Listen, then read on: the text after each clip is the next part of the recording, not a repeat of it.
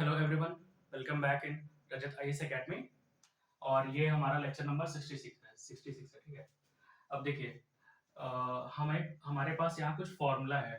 तो सबसे पहले हम इस फॉर्मूले की प्रूविंग करेंगे कि ये फॉर्मूला कैसे आया। ठीक है।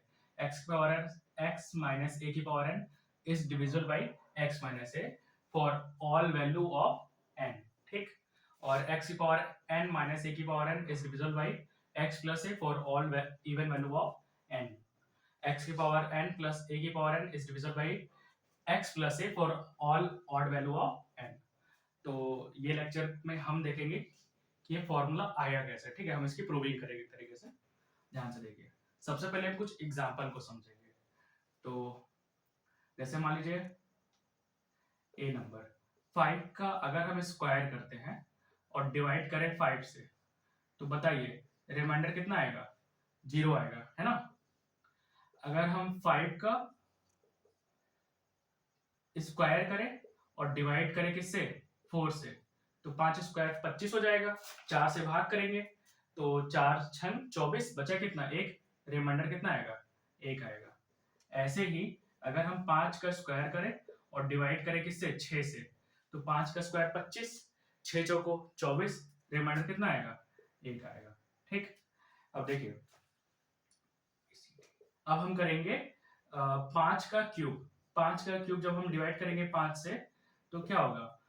5 का क्यूब 125 हो जाएगा। 5 से भाग करेंगे तो कट के रिमाइंडर कितना आ जाएगा? 0। ठीक।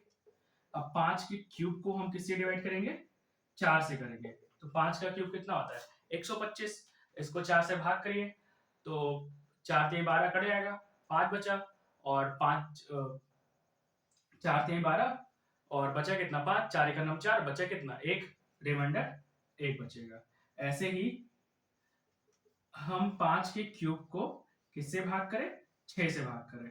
ठीक। तो कितना हो जाएगा? 5 का क्यूब 125, 125 को 6 से भाग करिए, कितना आएगा? 6 दूनी 12 और बचा कितना? 5। तो रिमाइंडर कितना बच जाएगा?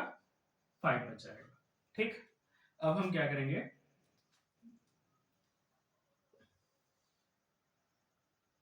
5 की पावर 4 का करते हैं। ठीक। 5 की पावर 4 का जब हम डिवाइड करेंगे किससे? 5 से करेंगे, तो रिमाइंडर कितना बचेगा? 0 बचेगा। अब 5 की पावर 4 को डिवाइड किससे करिए? 4 से करिए। तो 5 की पावर 4 क्या होती है? 5 25 125 625, 625 होता है। अब 625 को आप किससे भाग करिए? 625 को 4 से भाग करिए तो कितना आएगा? 4 से कटने का नियम हम आपको बताए थे कि लास्ट की 2 डिजिट अगर 4 से कट जाती है तो 4 से पूरी वैल्यू कट जाएगी। तो 4 से भाग करेंगे, 4 से 24, बचा कितना? 1। यहाँ एक रिमाइंडर बच जाएगा। तो रिमाइंडर कितना आया? 1 आया। अब 5 की पावर 4 को हम किससे भाग करें? 6 से भाग करें। ठीक। तो ध्यान से देखिए, 625 आएगा। तो 6 से भाग करिए, 625 को 6 से भाग करिए, कितना आएगा? 6 से 6 कट जाएगा। ठीक है। 6 चौको 24। ठीक। तो बचा कितना? 1। रिमाइंडर कितना आया? 1 आया। ठीक। अब देखिए, ये हो गया कहानी। अब हम और एग्जांपल देखेंगे। ठीक है। अभी हम समझाने के लिए थोड़ा हमको स्टेप टाइम लगेगा। ठीक है। तो फिर अब लीजिए 4। ठीक। अब 4 का स्क्वायर करिए और डिवाइड करिए किससे? 4 से। रिमाइंडर कितना आएगा? 0। 4 का स्क्वायर डिवाइड करिए किससे? 3 से। रिमाइंडर कितना आएगा? 4 को 16, 3 बचे 15, बचा कितना? 1। रिमाइंडर 1। अब 4 का स्क्वायर डिवाइड किससे करिए? 5 से। तो 4 को 16, 5 से भाग करिए, 1 आया। ठीक। 1 आ गया। अब ऐसे ही 4 का क्यूब करिए। 4 का क्यूब भाग करेंगे 4 से, रिमाइंडर तो 0 आ जाएगा। अब 4 का क्यूब करिए और भाग करिए किससे? 3 से। तो 4 का क्यूब कितना होता है? 4 को 16 को 64, 3 से भाग करिए तो 63 कट जाएगा। 64 नहीं कटेगा, बचेगा कितना? रिमाइंडर 1 बच जाएगा। अब 4 के क्यूब को भाग किससे करिए? 5 से करिए। तो 64 को 5 से भाग करेंगे तो रिमाइंडर कितना आएगा? 4 आएगा। ठीक। यहाँ कितना आ जाएगा? 4 आएगा। ठीक। अब हम 4 की पावर 4 को करेंगे, भाग करेंगे किससे? 4 से करें तो कितना आ गया? रिमाइंडर 0 आ जाएगा। अब 4 की पावर 4 को भाग करें किससे? 3 से भाग करिए। 4 की पावर 4 कितना होता है? 4 4 को 16, 16 को 64, 64 गुणे 4, 4 को 16, 6 करिए, 4 से 24 से 25, 256। ठीक, अब 256 को अगर हम 3 से भाग करेंगे तो रिमाइंडर कितना आएगा? यहाँ देखिए, ये 24 कट जाएगा, 1 16, बचा कितना 15, 16 है, भाग कर 3 से कट जाएगा, बचा कितना 1, रिमाइंडर 1 बचेगा। ठीक है, यहाँ रिमाइंडर 1 बचा। अब 4 की पावर 4 डिवाइड करिए किससे? 5 से। अब 256 को अगर हम 5 से भाग करेंगे तो रिमाइंडर कितना आएगा? 1 आएगा। ठीक, अब हम आपको लॉजिक में कुछ दिखाते हैं। ठीक, ध्यान से देखिए।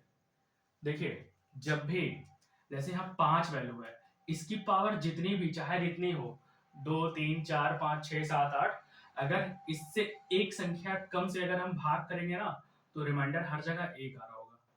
देखिए, 5 से 1 कम 4 है, यहाँ भाग किए तो हमारा रिमाइंडर कितना 1 आ रहा है। ठीक, जैसे 5 की पावर 3 था, अब इससे 1 कम भाग किए 4 से तो रिमाइंडर कितना आ रहा है? 1 आ रहा है। ठीक, और कहा यहाँ देखिए 5 की पावर 4, जब हम इसको 4 से भाग किए तो कितना आ रहा है? 1 आ रहा है। ठीक, ऐसे इसमें देखिए 4 की पावर स्क्वायर था, यहाँ 3 है, इससे वैल्यू कम है ना, इससे भाग के रिमाइंडर 1 आ रहा है। 4 की पावर 3, 3 से भाग किए रिमाइंडर 1 आ रहा है। 4 की पावर 4, 3 से भाग किए रिमाइंडर 1 आ रहा है। मतलब लॉजिक क्या निकला कि अगर जैसे यहाँ पास 7 हो और 7 की पावर कितनी भी हो, जैसे 448 हो, अगर हम इससे भाग करेंगे किससे? 6 से भाग करेंगे तो रिमाइंडर हमारा कितना आएगा? 1 आएगा। ठीक, ठीक है, देखिए जैसे यहाँ आएगा। दूसरी बात, अगर हम इसी वैल्यू को, जैसे हमारा 5 का स्क्वायर है और इससे एक बड़ी वैल्यू से स्क्वायर करें, सॉरी इससे एक बड़ी वैल्यू, जैसे 5 का स्क्वायर है और इसको 6 से भाग किए तो रिमाइंडर कितना आ रहा है? 1 आ रहा है। यहाँ देखिए। ठीक, तो इसका मतलब कि अगर बड़ी वैल्यू है, जैसे मान लीजिए किसी वैल्यू है, उसकी पावर कुछ भी हो, उससे एक बड़ी वैल्यू से अगर हम भाग करेंगे ना तो रिमाइंडर 1 आएगा। लेकिन एक कंडीशन क्या है कि जो पावर है ना वो इवन नंबर होना चाहिए। ठीक, क्या होना चाहिए? इवन वैल्यू होनी चाहिए। ठीक, जैसे यहाँ देखिए एक बड़ी वैल्यू है, भाग किए, इवन वैल्यू था, रिमाइंडर 1 आया। ठीक, और दिखाए, देखिए यहाँ देखिए इस केस में पावर क्या है? इवन वैल्यू है, इससे एक बड़ी संख्या से भाग किए हैं, हमारा रिमाइंडर कितना आया है? 1 आया है। यहाँ देखिए इस केस में देखिए 4 की पावर कितना है? स्क्वायर, मतलब इवन वैल्यू है, जब हम इसके 4 से एक बड़ी वैल्यू से भाग किए हैं तो हमारा रिमाइंडर क्या आया है? 1 आया है। यहाँ देखिए, सॉरी इस केस में नहीं, यहाँ देखिए पावर क्या है? 3 है, तो ये तो ऑड नंबर हो गया ना। इस केस में देखिए 4 की पावर 4 मतलब इवन वैल्यू है, पावर क्या है? इवन वैल्यू है, हम इससे एक वैल्यू बड़ी से भाग किए तो हमारा रिमाइंडर क्या आया है? 1 आया है। इसका मतलब कि आपके पास कोई भी वैल्यू, मतलब 9 है, ठीक, इसकी पावर, इसकी मान लीजिए आपके पास है 6, इसकी पावर मान लीजिए 28 है। ठीक, पावर क्या है? इवन नंबर है, अगर हम इसको भाग करें इससे जस्ट एक बड़ी वैल्यू से तो आपका रिमाइंडर हमेशा क्या आएगा? 1 आएगा। ठीक, समझ गए? यहां भी क्या आ रहा था? 1 आ रहा था। ठीक, वही चीज यहां लिखा है कि x की पावर n माइनस a की power n is divisible by x minus a for all value of n। इसको छोड़िए, x की पावर n माइनस a की power n is divisible by x plus a for all even value of n। ठीक, तो यहां देखिए ये क्या है? 6 का स्क्वायर इवन वैल्यू है, और 6 क्या है? 5 और एक 6 है।